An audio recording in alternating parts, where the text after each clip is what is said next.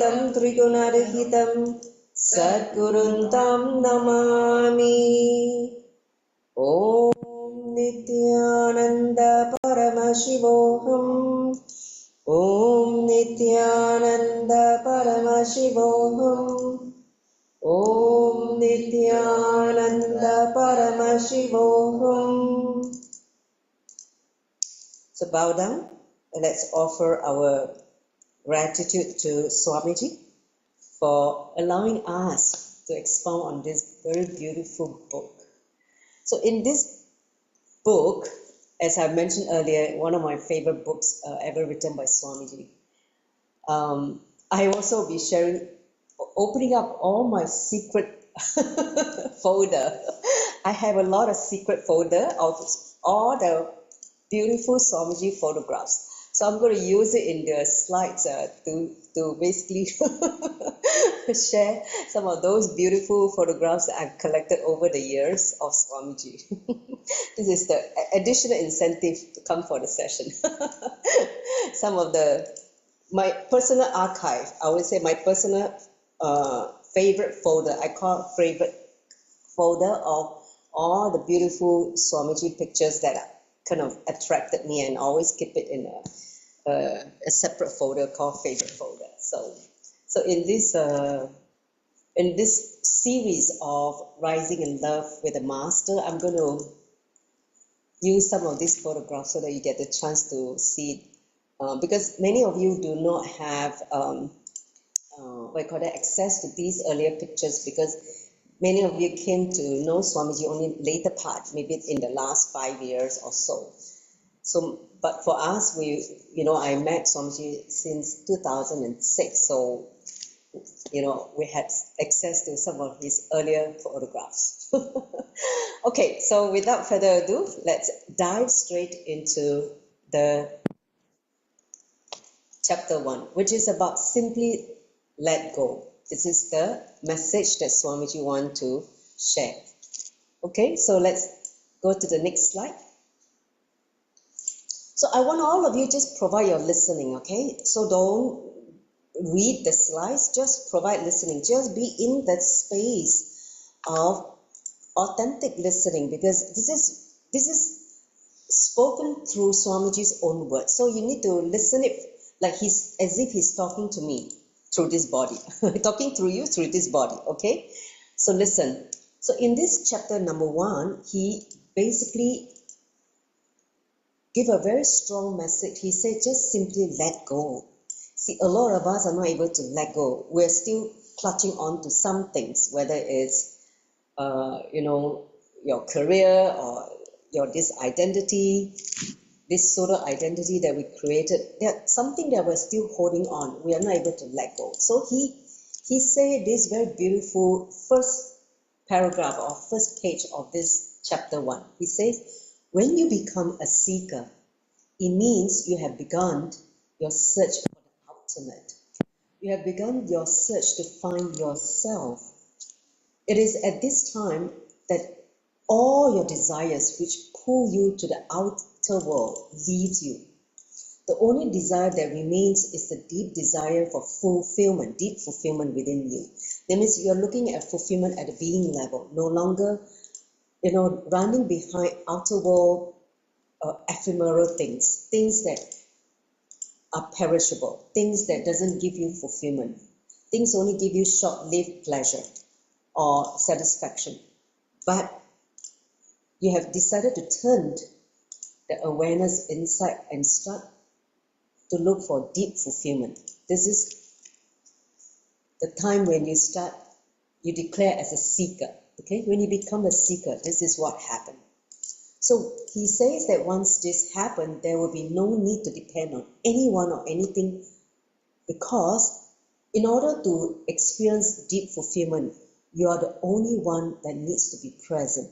You just need to be here. That's all. Fulfillment can happen only because of yourself, never because of others, not because of your spouse, not because of your children, not because of somebody else. It's just you. You discovering you. So it is the most personal and individual quest possible. which is the quest to find yourself. I tell you, a lot of people don't have the guts to find themselves because they are too afraid to lose this identity that they have created, for many, many years. They have learned to think this is who they are. But obviously, to find yourself, you need to lose yourself first. The small self to find the big self. Next slide. So he says, allow the master to work on you. See, many of us, when we first come to the master, we try to resist, we try to doubt, okay? See, the moment the disciple allows the master to work on him or her, the disciple has decided his inner journey. Your inner journey starts only you say yes to the master or the guru to say, yes, work on me. Please work on me. When you give that declaration or commitment to the guru, to the master, that starts your inner journey. Okay? When you still say, no, I'm too busy, you don't have time for the guru or you don't have time to work on yourself, then it means what? You may be running around doing a lot of spiritual thing, but you haven't started your own spiritual inner journey. Okay? Your inner journey only started when you allow the master to work on you. Surrendering, say, yes, please work on me. Help me to find myself. So the master-disciple relationship has no outer world goal. In the outer world, there's no goal in this relationship. In the beginning, maybe just in the beginning phase, there will be some attention need from the master on the disciple side. Like I remember when we first go to attend program at India, Bidadi, Bangalore, Ardina. And you can see that a lot of disciples or devotees try to take the front rows because they want to get the attention of Swamiji. So some of them will be fighting for the front rows in the program. It's quite hilarious. But like they try to get the attention of Swamiji because by sitting in the front row, Swamiji can see them as compared to sitting all the way at the back.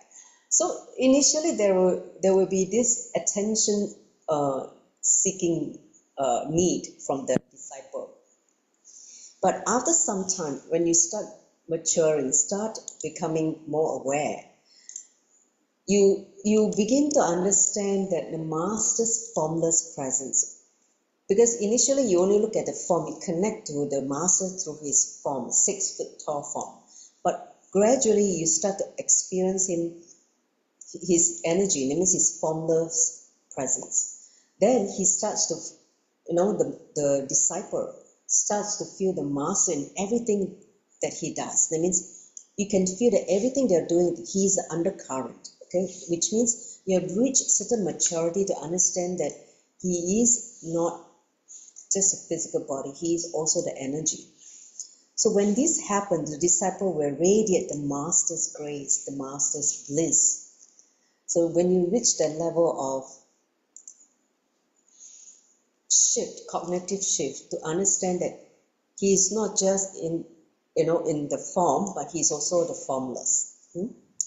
Then nothing can, which happens to you in the outer world, will have an emotional effect on you like before. See, in the past, before we met Swamiji, a little setback or blow can just imbalance us emotionally. We just get shaken, or we get fall into the sadness or depression easily. But when you start to allow the guru to work on you, you will see that many things in the outer world stop losing that impact on you. You become so stable. Nothing from outer world can disturb you anymore. So nothing will have any solid effect on you. So that is the beautiful part, when you become totally centered within your being, in a deep feeling connection with the master. This is a space, ultimately, when you experience, when you are able to allow the Master work on you, because you slowly cognize you and him are one. So that is one of the important message. When you start your inner journey, you need to allow the Guru to work on you.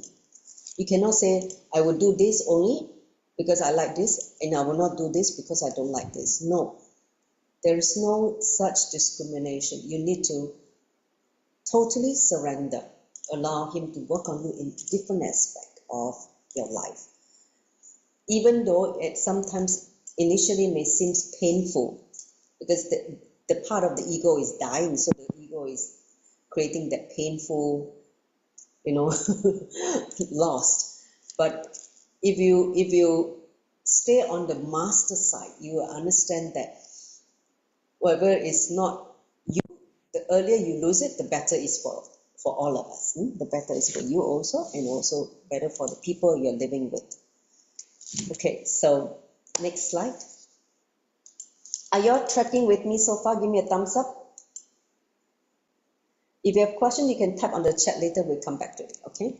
So now he says, moving around with awareness. What does it mean?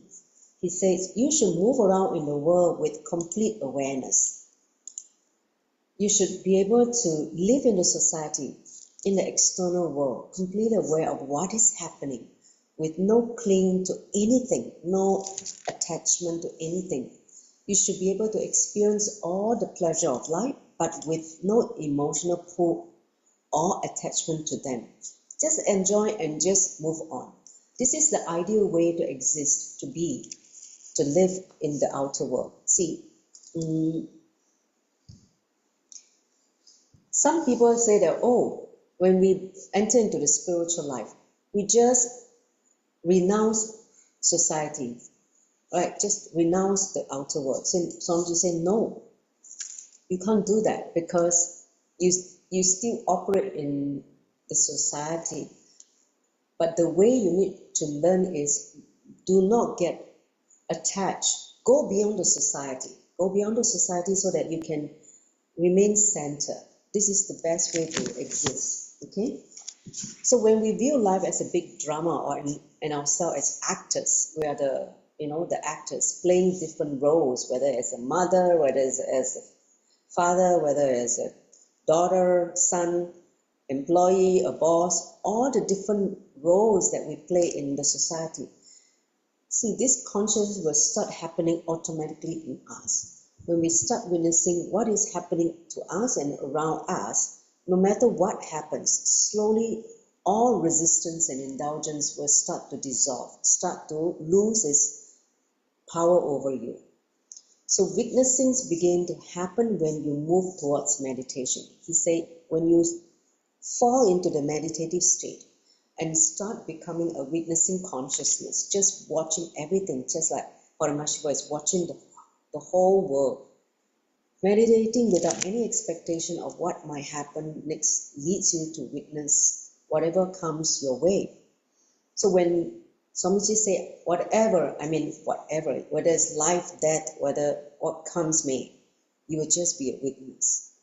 Even when you see that the life force is leaving your body, that means you're going to leave the body, you will just be a witness, layer by layer, how the energy withdraws itself and completely leave the gross body.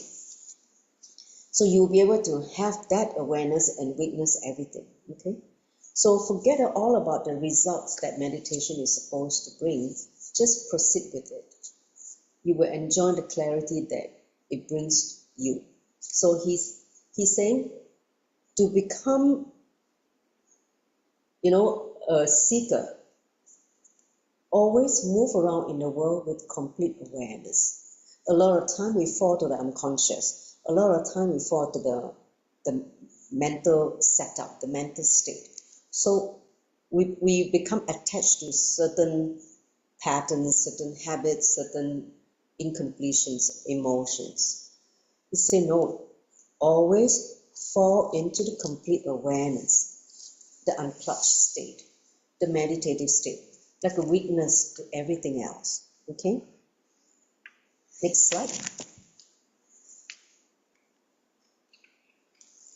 So here's a story. So just provide listening the story.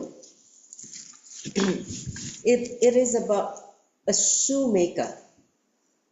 So there was once a poor shoemaker, basically who lived a very simple life.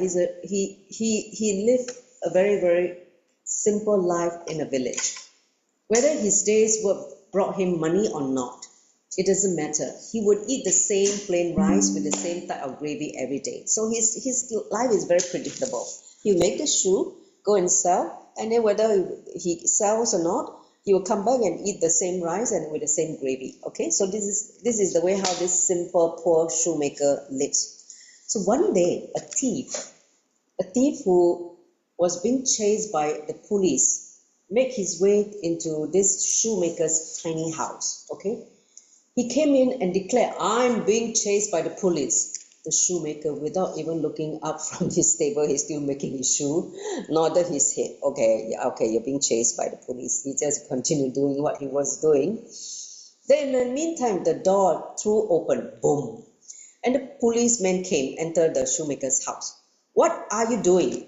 The policeman shouted at the shoemaker.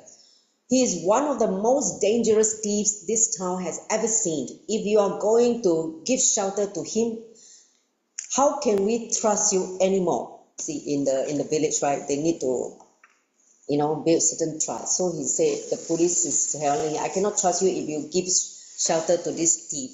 You have put yourself in great trouble." So the policeman was threatening this shoemaker. Then the shoemaker, again without even looking up at the policeman, continued to work on the shoe on his table, nodding his head. Okay, all right. Next slide. So the thief looked at the policeman and said, "All the money, all the loot is here in this very house." He said, whatever I stolen is now in this house. So on hearing this, the police began searching the house. In the chaos, the thief escaped. Okay, so the thief tried to trick the policeman. "Oh, it's already here. Come on, all that I stolen is in this house." So the policeman went to start searching the places. What are the valuable things that he has looted. Then the thief saw they were too busy. He tried to escape. Okay, luckily for the police, there were 3 other men guarding the house outside, who caught the thief right there. Okay, so they checked his pockets and his small sacks. He was carrying his sacks, and discovered all the stolen money that in the small sack. The police apologized to the shoemaker. "We are very sorry for the disturbance which we have caused you. You are a great humble man, worthy of trust." So they said that to the shoemaker. And then the shoemaker, who had witnessed everything that had happened, for the last 15 minutes in his house, even now did not look up from his work. Then continued making his shoe, simply nodded his head again. Okay, third time nodding his head. Now, this is an example of a complete awareness. This shoemaker was aware of everything that is happening in the outer world, right?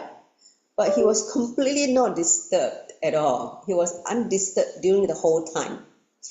When the thief came in, the police came in, and the whole drama that was happening, he did not feel perturbed. He was just nodding, okay, this is just happening and all that. And this undisturbedness, okay, only comes when you are a witness to yourself and whatever happens around you. Okay?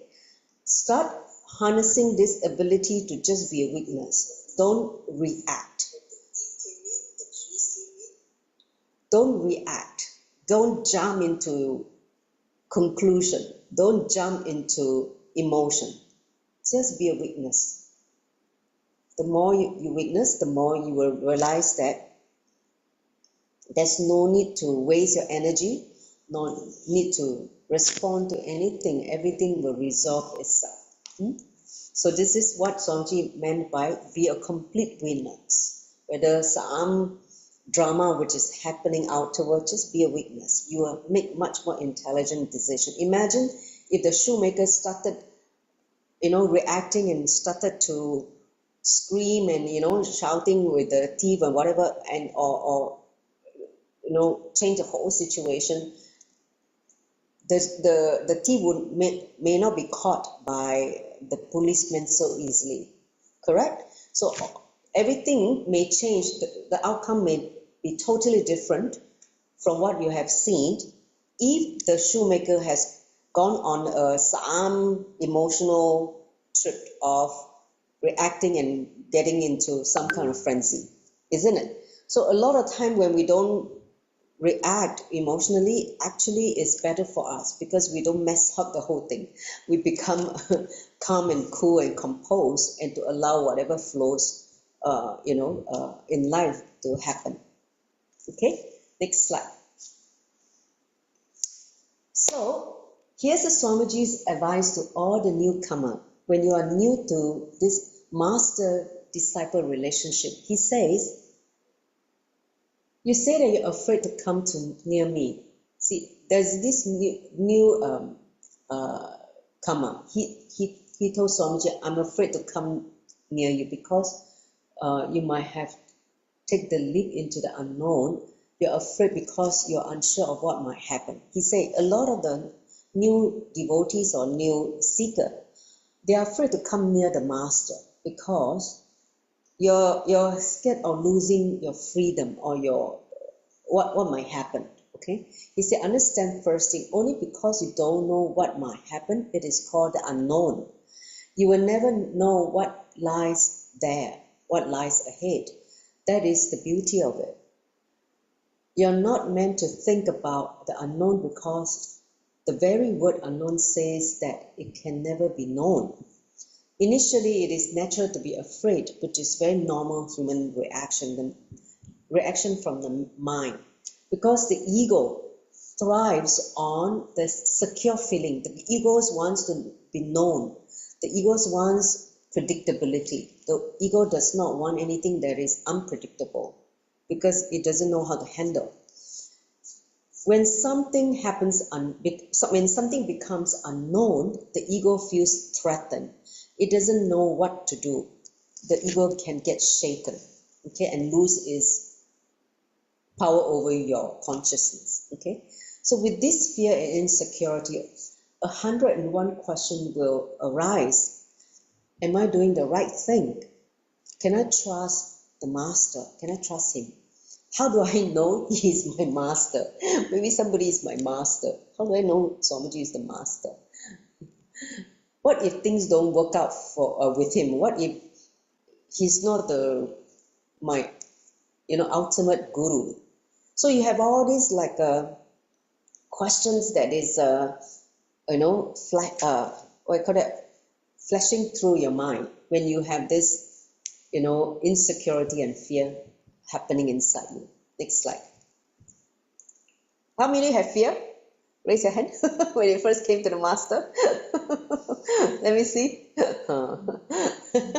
And doubt also. You see my master. Yeah. So either way, you will have doubt or fear. One of those space you will have. So then he said, you must have a clear understanding about where these questions arise from. They arise only out of the insecurity that comes from with the clear of the unknown. That means because you don't know the unknown, so that's why you carry this insecurity. So when this understanding doesn't happen, you go behind these questions, okay, and you fall prey to the ego. And that is how you miss the master or delay the process of your own enlightenment. We delay the process when you carry this fear and decided to listen to your ego instead of listening to your being. Okay? So to take the leap into the unknown is the greatest thing that you can do for yourself once you have found the master. See, the master will lead you to the unknown, because this is where the truth is, right? The truth of who you are is. But you're afraid to explore the unknown part of you. You're afraid of knowing the true you, what you're capable of. So that's why you don't allow the master to work on you. So to be around the master is the greatest gift possible. Understand? It is the greatest blessing that any soul have yearned, prayed back before they land in the body. Before we even assume the body, we have asked for this, because for a guru or enlightened master to happen in your life, it is no joke. Understand? It is no joke, and we have an incarnation, okay, who is the embodiment of Paramashiva. This is actually no joke to have a master, enlightened being happening in your life, because it's the greatest blessing. And not only that, our soul must have already prayed, asked back for many, many janmas, many, many births, requesting for this to happen, requesting this to be bestowed upon us when we assume a new body. Okay? So you say that you want to experience silence, that you want to experience peace, right? So this is how, when we request the existence to show us, the gift of a master happening in your life, okay?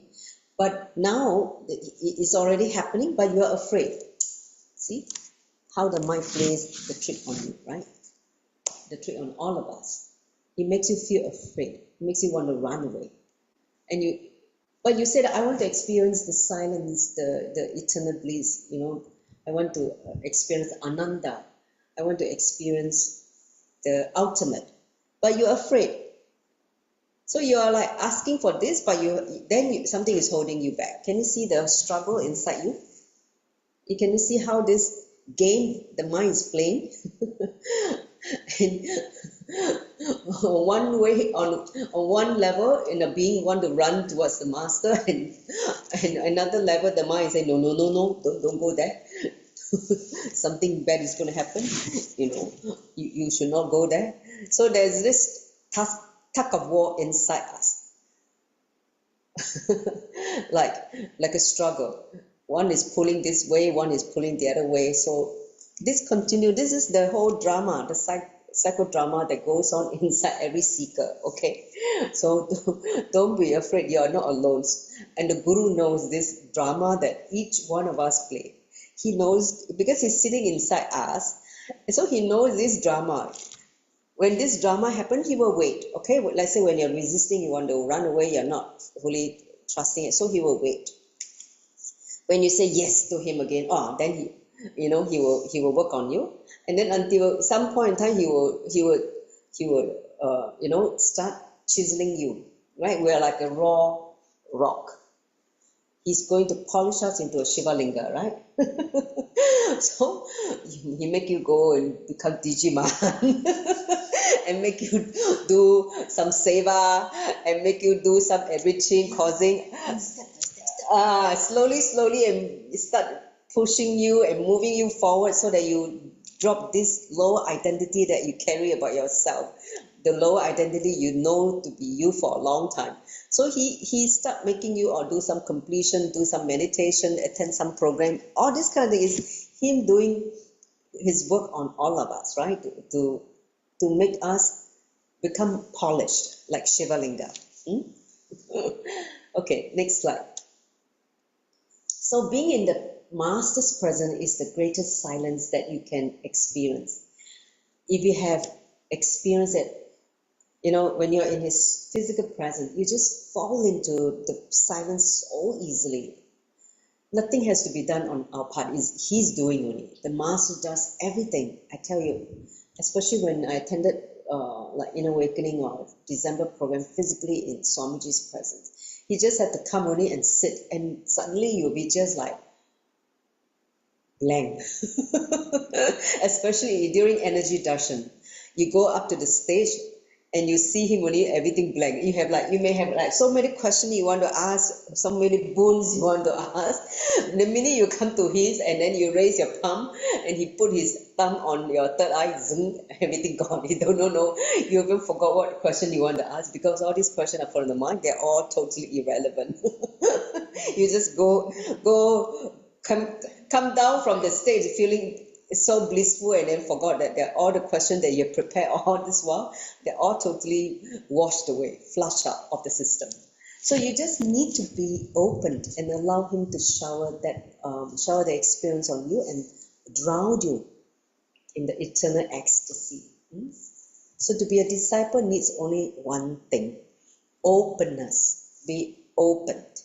See, when you try to build layers and layers of fortress, I call fortress or walls, because to guard your ego, to guard what you have been hurt before due to some past incidents or some past life, happening that you were badly hurt or you somehow did not complete during that lifetime or something. You try to start to create a mental setup that you don't trust, not ability to trust, not only people, but not ability to trust existence.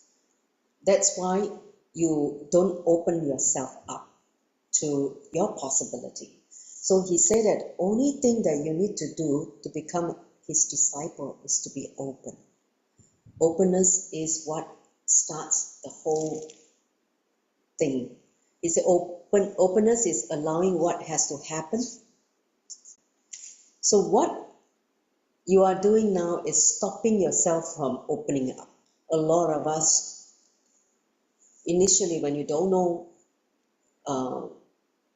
when we don't have the courage yet, when we are filled with the mental setup of fear and insecurity, we don't dare to open up, because opening up means you have to lose your identity. And if the identity is something you have built for 30, 40 years, then suddenly you are supposed to drop that.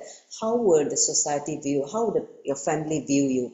How you'll be questioned? And how are you going to answer them? This is what many people are not able to cross. The first layer, when you become a seeker, the first layer that you have to cross over is societal conditioning, including family, friends, relatives, all the people on the social circle. Because they will start questioning you. They will start asking you, why you're like this? What are you doing this, right?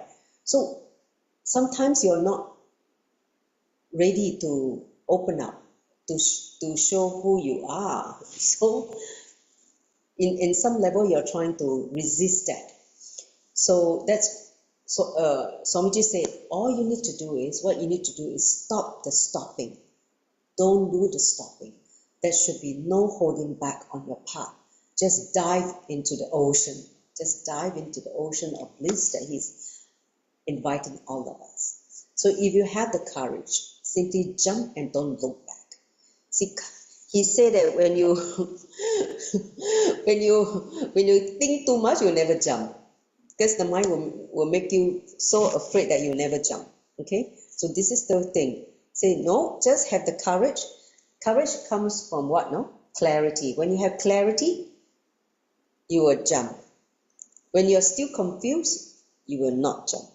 So during the time when you're still feeling insecure, bring understanding, bring right, powerful cognition. Then the courage will come. Once the courage is there, just jump and don't look back. See, many of my major life decisions happened in this way also. Initially, there was holding back, resistance, too many fear or insecurity. But when the clarity dawns in me, I just jump. Whatever it is, just jump. I can name a few incidents that I make this quantum jump in my life. One, taking the decision to become a healer. I have to become vegetarian. And of course, my family, everyone is telling, no, don't be a vegetarian. How are you going to enjoy food with me? So I just say, it's a decision I made. I just jump. Nothing can stop me. So that was the first decision. Becoming a healer was the first decision, major decision I made in my life. Forget about what family, trying to stop me, not enjoying the same food with them, trying to blackmail me, saying that, oh, life has no meaning when you don't share the same food. Just no, get lost. Then the second major decision that I jumped was living my corporate life for good. That was a big one, okay? It took me 2.5 years before I jumped because too much was at stake, becoming from a high flyer in a corporate world, trying to jump into the unknown. That took me 2.5 years before I was able to cognize that there's no looking back. I had to listen to the inner voice, the little voice inside my heart is telling me to jump. So many things that when the Guru shows you the way, once you have clarity, you will have the courage. That is what is happening. Okay, so just have courage. Next slide. So here's a question from another seeker. He said, but Swamiji, I think I've finally figured out my problem. I feel that if I fully jump, my freedom will be lost. It means I feel that if I completely let go, as you said, I won't have any freedom at all. Okay? Many of us think that, oh, we lose the freedom that we used to enjoy. Okay, this is a very, very what you call it? One of the true fear from a seeker. Here comes Swamiji's reply. He said, you have missed the point I'm trying to make. The moment you have jumped, you have let go of all your self-restraint, which is binding you all the time. Then there will be no boundaries to bind you, and that is the ultimate freedom. See, ultimate freedom when you're not clutched by all these things in the outer world that hold you back. That is the real freedom. But our idea of freedom is totally conditioned by society, what we think as freedom. So he said, I'm defining freedom for you here. Listen, he said, do you understand? Your question is on freedom, but I'm defining the very freedom for you first, because your understanding of freedom is from society. He said, understand the ultimate freedom from the spiritual context. He said, freedom is breaking free from all the self-restraint and taking the leap into the master's arms. What you think as freedom and afraid of losing is actually your conditioning that is binding you. Understand? What you think as the freedom is conditioning by society, by parents, by peers, by the friends. All these are from the outer world society. But he said the real freedom that you're going to experience is dropping all this self-constraint and jump into the master's arms. He said your everyday responsibilities and an emotional attachment to them are the things that are binding you. Understand what is binding you to every day? Look in your daily responsibility, or you have to be, take care of parents, you have to take care of kids, you have to do this, you have to do this. And then the emotional attachment that goes with all this, like frustration, anger, sadness, whatever it may be, these are all binding you from experiencing your true self. Next slide. Okay, so he says, once you jump, the master takes over everything. The moment you jump into his arms and allow him to work on you, he takes over everything. Understand? Then it is enough if you just have deep trust in whatever the master says. Whatever he says, just follow the Guru word. It means the Guru's words. Things will happen on their own. Even if he tells you to jump off Mount Everest, you will simply do it because he has told you to jump. But don't worry. Somebody say, I will not ask you to jump off the mountains, relax. In the Zen masters, Zen Buddhist, master, they are very, very, what you call that? no nonsense. They are very straightforward masters, and their technique are usually very, very, I can say, very abrupt and sudden, because they give sudden enlightenment for Zen Buddhism, So the Zen master, so some of their technique can be very unorthodox, and just because it's sudden enlightenment. So I remember, like, sometimes the Zen master says, okay, jump. And then if the disciple is doubtful and scared of the, not trusting the guru, so they will not jump. But when you jump, you will see how he will make you land, and you become enlightened. So that's a lot of the spiritual books that have shown how some of these Zen masters, the way how they train the disciple, are very, very unique and sudden.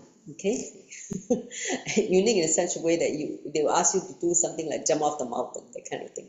So being a disciple means to live innocently in the space of the master.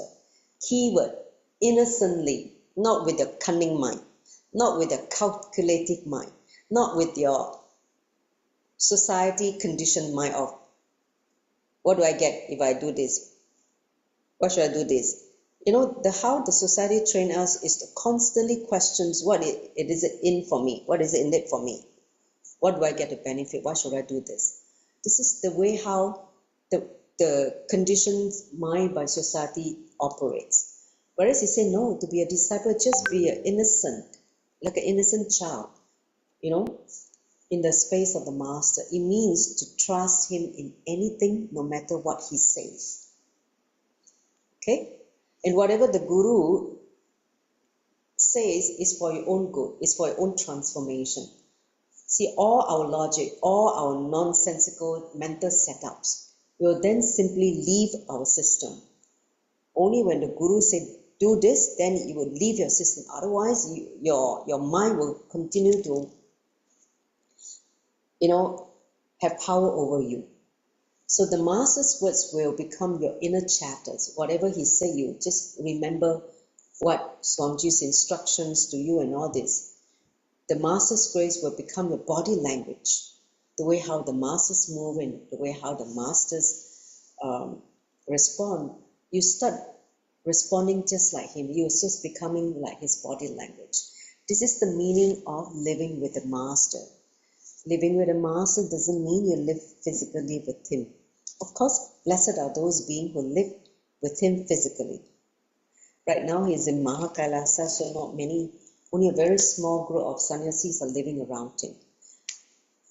Before he left India, some of us had a fortune on living around him. I had a fortune of living around Swamiji for 3 months. I was attending a program called Nithyananda Yoga program in 2016, September to December. 3 months I was there. And living with the master physically and living in the society and living with the master is very different. But you will get to understand that it doesn't mean that you have to be physically living around him. Even living wherever you are, you can experience him 24/7. Okay? When you start feeling the connection with him, when you start allowing him to work on you. Okay? Next slide. So one more thing he said, living with the master does not mean you should completely drop out of society, like I mentioned earlier. There's no need to drop out of society. You don't need to retreat into the mountain or some cave and live there like a hermit. It's not. He said, no, there's no need to do that. First of all, understand you don't need to drop out of society. You only need to drop out of its grips over you. And that's why he said, go beyond society. Society condition you to do this, fear this. Society create fear and greed in us. Run for something or fear something, run away from something. So that's how society control us. But the moment you go beyond society, it loses its power over you. You cannot catch you anymore. You only need to drop out of its clutches and be free. Those of you who have experienced the COVID pandemic, if you are able to go beyond the society, you will understand your level of ability to go beyond society depends on how much you're going to go through what the society dictates. The pandemic is one of the greatest example, okay? Like you're forced to lock down, you're forced to vaccinate, you're forced to do many things during the 3 years of COVID pandemic. How much you're able to go beyond that order of the society, the how society dictates how your life should be, how much you're able to still find freedom, determines how much you have already gone beyond society. Understand? So you can never physically run away from society. Be very clear. You cannot suppress society and hope to overcome it. That is not the way. As time goes by, as you decondition yourself, as all the binding thoughts leave your system, society will leave you on its own. This is how my personal experience as well. The moment Swamiji told me to go beyond society, he said for his disciple, go beyond society. And that's what I started to do. Get out of the job, because the job is another thing that society control. And then slowly, once I go beyond the society, all this thing that the society had power over me just leave my system. It's just like I choose how to engage the society, but they have no more power over me. I'm not clutched to them. So somebody say, I tell you, do not drop out of society, just drop out of your past. Just drop out all your emotional attachment to your past. Society carries your past for you. It carries your sense of time, space related to the past. So when you stop bothering about the past, society will automatically drop you. So understand, work on having a completion with the past, and then you will be able to drop out of your, be able to go beyond the society. Next slide. I like this photograph. Okay, so he said, so this seeker continued to ask Swamiji, but Swamiji, I think I finally, no, he said, I feel like, okay, he said, but why do you think I have given you the spiritual name? Understand? He said, your spiritual name is one indication of a new life, okay? So when you have decided that you are ready for a spiritual name, it means you are ready for a new life, to start a new spiritual life. You see, he said, you're identified with the original name only because people call you by it, right? Your name carries your identity, which store your past. How you have lived, carries in that name. So when your name is changed suddenly, imagine what will happen. First thing, the master has given you a name that too also had his name, whether you have Ananda or Nitya. Some of us have both Nitya and Ananda, okay?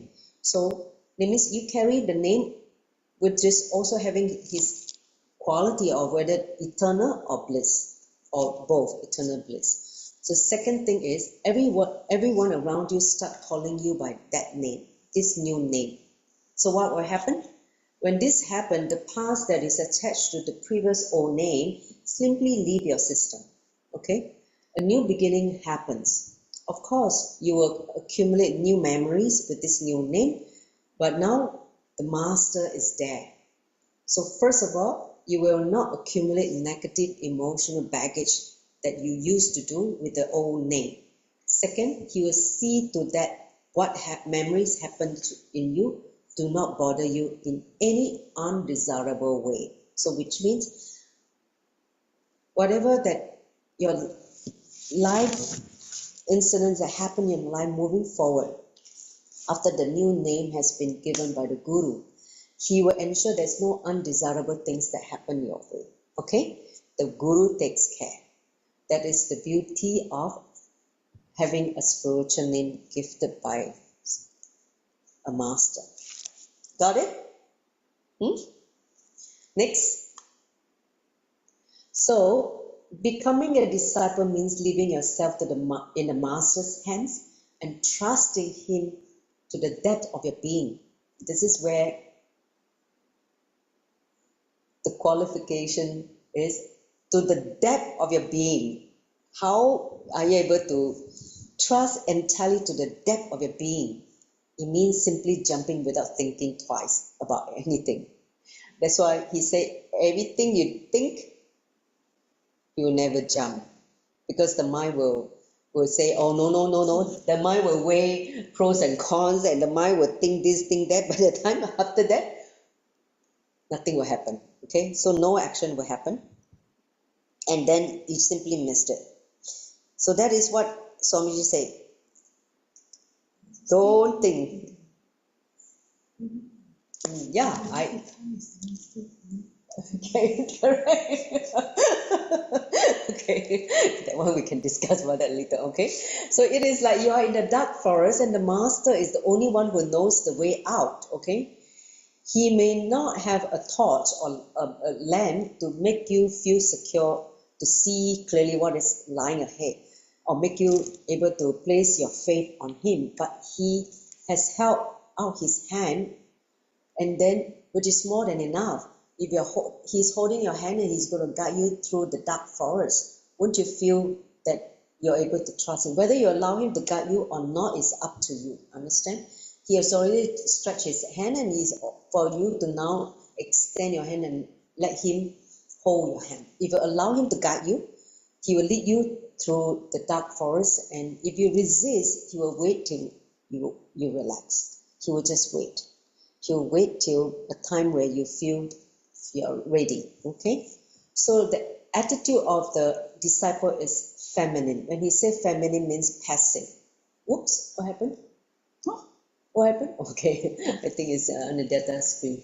Whether you are male or female, it does not matter. It's not gender specific. There are many women who are logical and insensitive. And in the same way, there are many men who are emotional and sensitive to things around them. So don't gauge by your gender. It's the inner quality.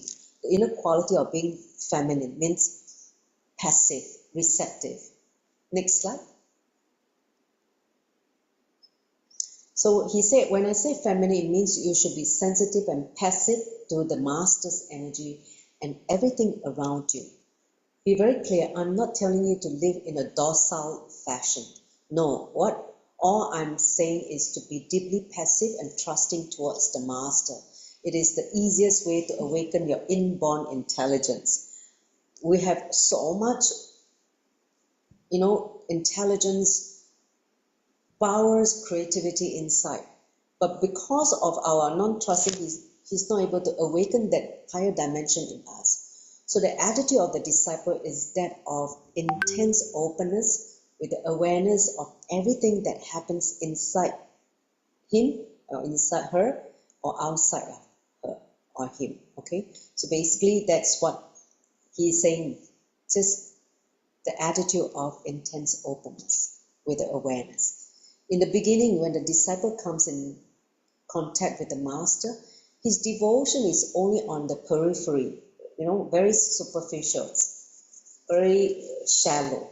But as the days goes by, the devotion becomes more and more intense and deeper. So devotion gets installed deeper and deeper when you become more and more, into this understanding of guru-disciple relationship. So as this happens, intelligence blossom. Understand? Intelligent blossom means that the higher dimension, which is not revealed to you, blossoms when you start to have this devotion. See, devotion is the door to open your higher intelligence. Understand? When you don't have devotion, that's why Swamiji said devotion is everything. Okay? When you have devotion, he showers. The key is devotion. Your higher intelligence, your ability to awaken all your past birth powers and memory happens only with devotion. Understand? Just like how, if you have watched how his balasans, his Gurukul kids, See, when they live around the master, naturally they have so much, devotion with the guru, and the guru is able to awaken the powers and also their past life uh, powers that already come with in each being. See, when a master happens in life, he does a few things. One, he makes you complete with all your past hangover. Next, he awakens your past birth biomemory of the powers that you come with. And then next, he upgrades you. Whatever you need to do in this body, whatever you come down for, he upgrades your powers, he upgrades your biomemory. So he does that when you have complete trust and devotion to the guru. Understand? Give me a thumbs up, you understand what I'm saying? You can see all your higher intelligence opens up only when that spiritual umbilical cord is connected, based on gratitude, devotion, and trust, and surrender. Okay? Next slide. So, Swamiji said, I'm reminded of a young astronaut. She talked about one young astronaut who is perfect example for disciple. He operates out of sheer devotion. Because of his sheer devotion to him, he is extremely intelligent and aware. Okay, his awareness is such that even outside of his department of his responsibility, he connects and gives suggestion. So you can imagine other ashramas don't like him. You're meddling with my things, because every time he suggests, it means what? Their work multiplies with his suggestion. And this boy doesn't care, because he's looking at what is best, what Swamiji wants. So he just gives that what needs to be done, rather than try to be pleasing to his peers, right? Trying to please his peers. So one more thing, because of his growing intelligence, he takes on everything effortlessly, and also technology never baffles him. That means he's able to, flow around through everything that is needed, and he seamlessly just worked his way through. Because of this devotion and high intelligence, he's able to, multitask and do so many things, and with higher intelligence and powers. Next slide. So here's another question by a young girl. Okay, he says, Swamiji, I feel like I'm not fit to be around you. Okay, you can see the deep lack of self-confidence, and also, low self-esteem. So Swamiji just laughed and begins to talk. He said, hey, everyone is fit to be around the master. He is nothing but a tour guide for the space where you belong. He's guiding you back to your original state, the space where you belong, where you came from. How can he be only for a few people who live around him? No, the master is there to clear all your doubts, all your fear, and put you into your own inner space of pure bliss, right? Eternal bliss, ananda. How could you be not fit for me then? The very fact that you are having this doubt shows that you are more than fit. Only fit people will analyze these things, will ask this kind of question. The rest just take the masters for granted. See, many people take the master for granted. It's there, you will always be there for me, don't worry, No, that is where we constantly miss the master, when we take him for granted. But I want to tell you one thing, Swamiji said, the master-disciple relationship should never be analyzed.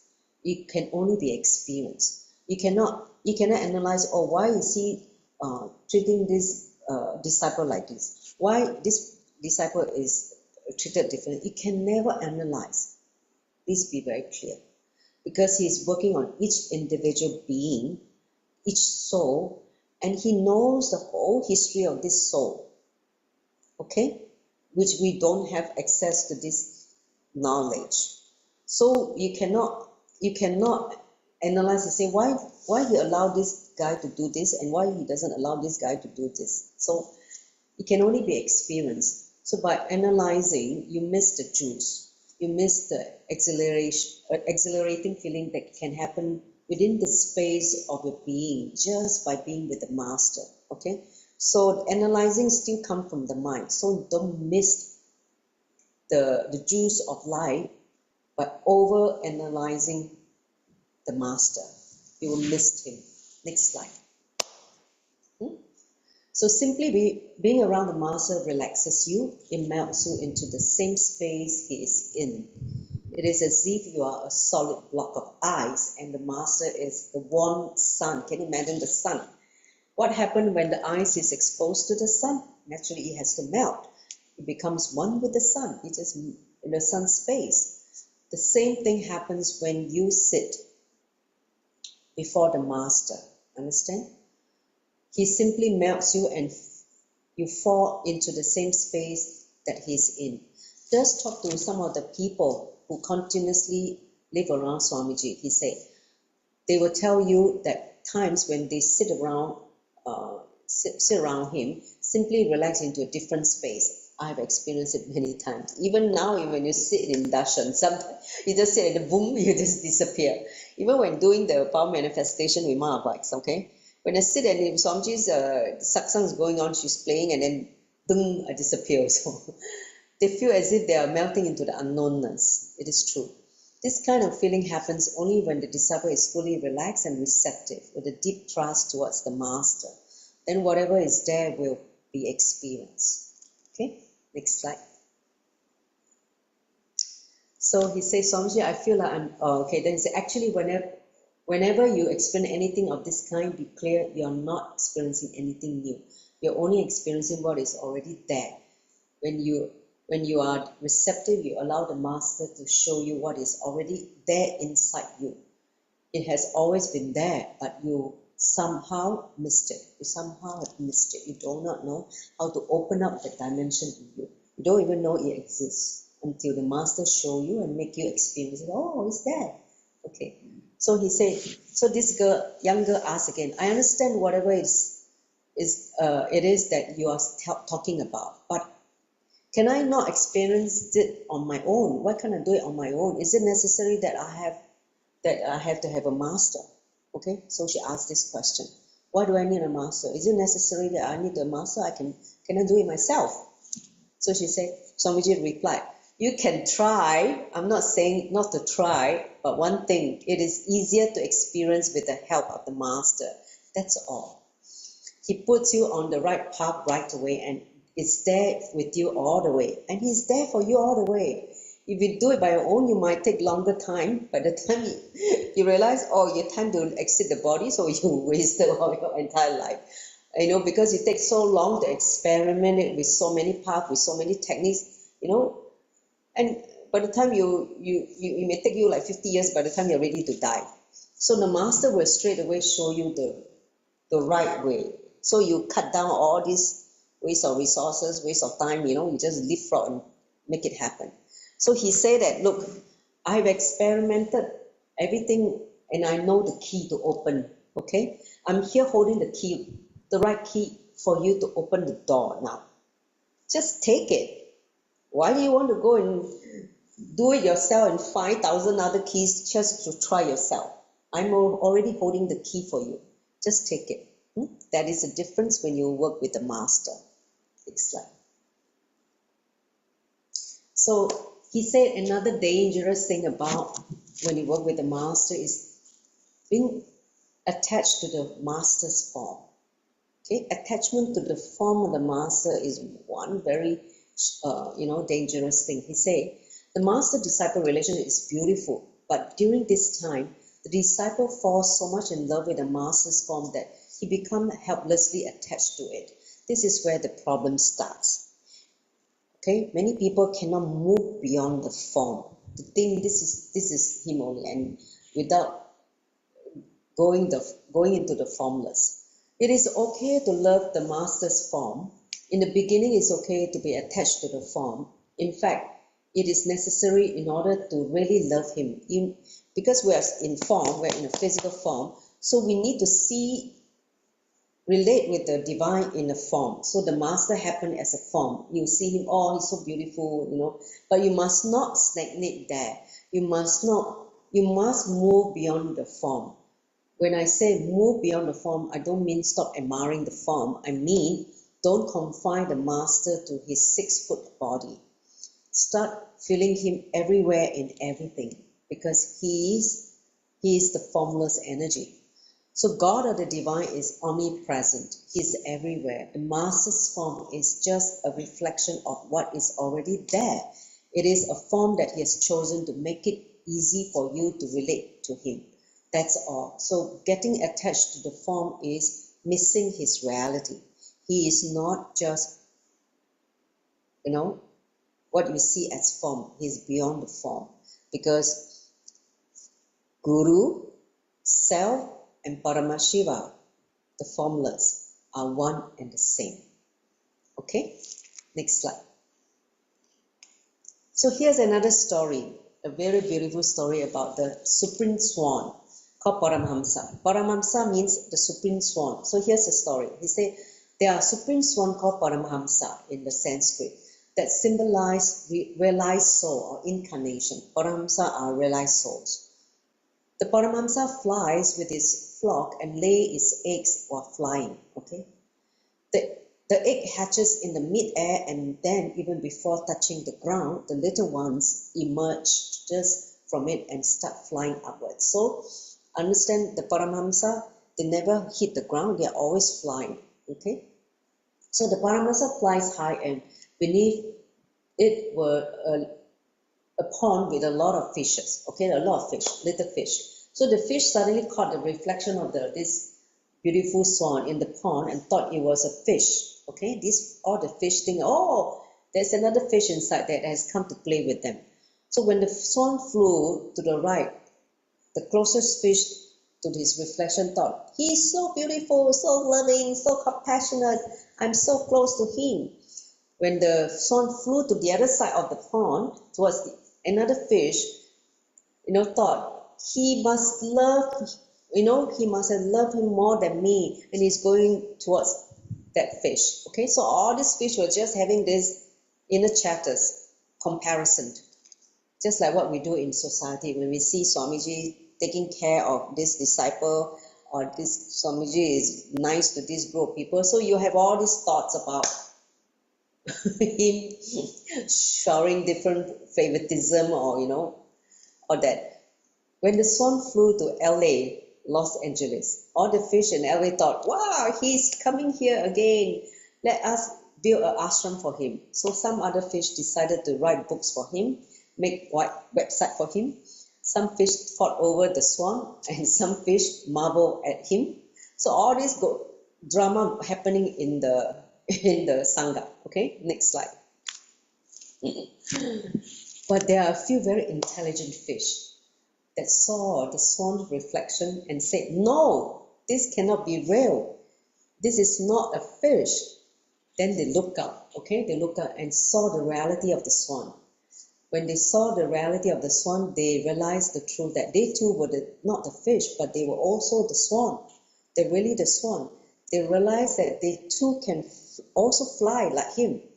One thing, with all this chaos that was happening beneath, in the pond, the swan just flew blissfully, never hearing or seeing the fish or anything. The swan just kept flying. Can you imagine?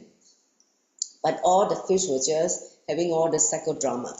So understand, what you're seeing is nothing but a reflection. Even his form is just a reflection. It is not the real thing, yet it is the embodiment of the reality. So it means to be like you, yet it is not like you. Okay? With intelligence, just look up and you will know too. You will know the reality of who he is and the reality of who you are. Okay, so this is a story. Don't get attached to the form of the master. Go beyond the form. Next slide. So here's my concluding note. Sorry, it took us slightly longer because we started slightly late. He said, being with the master is like having a love affair with the divine. I always tell people, the master will be with you whether you physically see him or not. In fact, He will be with you more when you start feeling his presence stronger than his form. It is because the feeling of his presence will be so deep, the receptivity will be so strong that he will install himself deeply in you. It is only when this happens that you don't see him, yet you feel the current, the undercurrent, especially in Anaragandha. You will understand he is within you. Okay, those of you who experience that. If he is within you, you will see that there is no difference between the form and the formless. You will understand the Master is really the formless in form, that's all. Being a disciple means coming close enough to the Master so that you too can fly. It means coming close to look up and see what really is. So now I tell you, look up, see what is there, see what you are. Okay, so that is his concluding note to the first chapter. Just let go and see and look up. Next slide. So any question or answer, any question I would try to answer. Any question? You can type. Yeah, can I ask, could you share a bit more on how does one, complete with your past and drop it? See, when Swamiji gifted this signs of Punatwa, right, which is completion. See, the past, which holds you back, because the past defines your personality, your name has so much attachment to what you build as identity in this body mind. Okay, so when he said start completing, it means start making all these things irrelevant in your inner space. Let's say in the past you were hurt by something.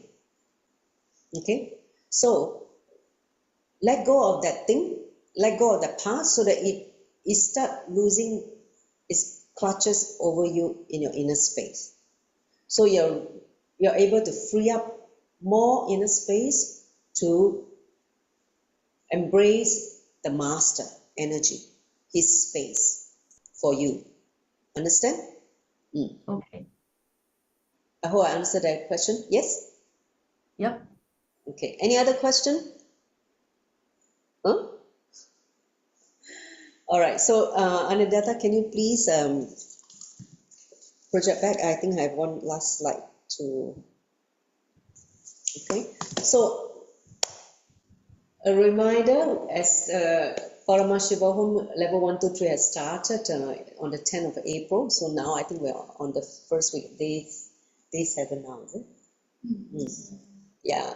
So basically, do join the daily darshan, and you have time to watch also the jnana session in the middle of the night. If you are not having to work the next day, you can attend the Paramashivam level 1 if you have not attended level 1. Okay, so don't miss the darshan, because the darshan is where not only just the initiation that's happening, it puts us back to the space of our original state. Okay, so don't miss the darshan on a daily basis. It's like injecting energy from the Guru. Next slide. So once again, this is the last time. I want to thank all of you for your participation. I really hope that you can enrich more devotees in the next session. So the next chapter I'm going to cover is wake up. Okay, first let go, then wake up. Okay, wake up, not just physically waking up, and come here, but wake up from your dream. Wake up from the unconscious. The next chapter is going to be a heavy duty one, because you need to wake up. So I see you next Wednesday, same time, 7:30 here. And so we're going to have a fascinating second chapter, waking up from all our illusions, and Maya. So with that, if there's no further question and no other doubts to clarify, I would like to conclude with the Purna Mantra. Okay? So, Anindata, you take a screenshot. Can you all turn on the camera so we can take a screenshot? Yeah. Yes. Maheshwari, Vaswaya, take a screenshot. Yes. Okay. Yeah, you take a screenshot. So let me just conclude. I hope you enjoyed today's session. Om Purnamada Purnamidam Purnat Purnamudashyate Purnasya Purnamadaya Purnameva Vashishyate. Om Shanti Shanti Shanti. Hari Om Tat Sat Sovam Bhagavat Shri Nithyananda Paramashiva Paurka Paramastu.